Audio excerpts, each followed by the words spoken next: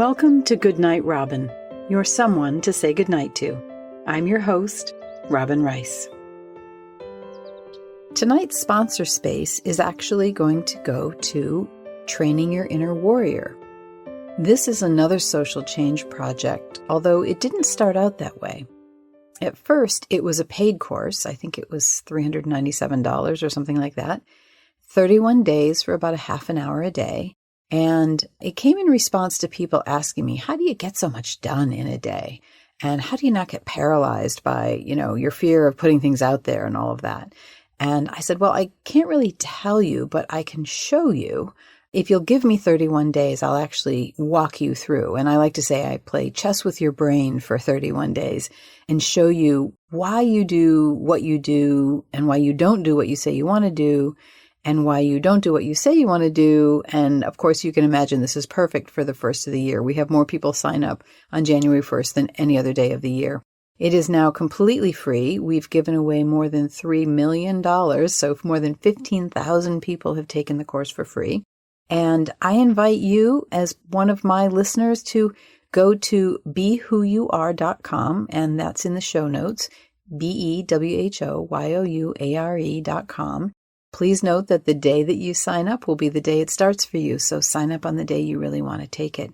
And I promise you, just read the quotes as you look at the landing page. It's super, super helpful. It's super fun. And that's one of the cool things. We have such a high finish rate because it's super fun and you get to learn about yourself. Anyway, that's my offer to you. And so that's our sponsor for tonight. Good evening.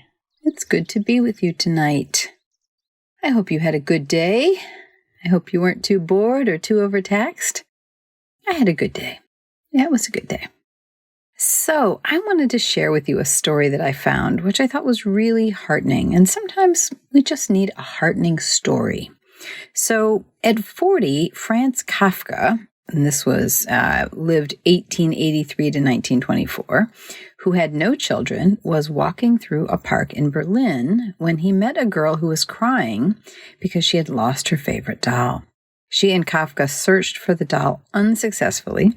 Kafka told her to meet him there the next day, and they would come back to look for her.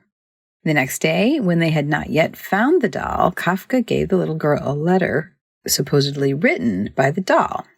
It said, "Please don't cry. I took a trip to see the world. I will write to tell you about my adventures." Thus began a story which continued to the end of Kafka's life. During their meetings, Kafka read the letters of the doll carefully written with adventures and conversations that the girl found adorable. Finally, Kafka brought back the doll. He bought one that had returned to Berlin. "It doesn't look like my doll at all," said the girl. Kafka handed her another letter in which the doll wrote, "My travels have changed me." The little girl hugged the new doll and took her home happy. A year later, Kafka died. Many years later, the now adult girl found a letter inside the doll.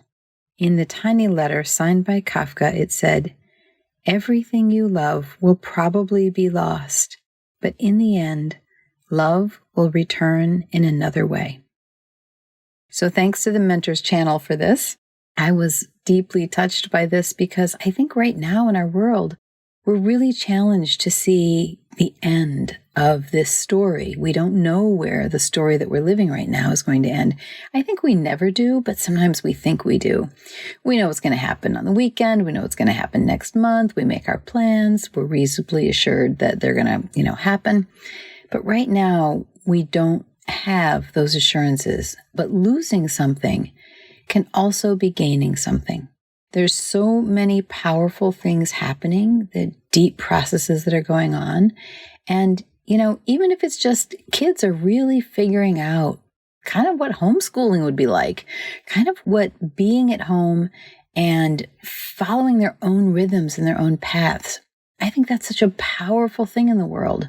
My son went to a school called Fairhaven School, and I don't talk about him too much, but, he thrived in this school system.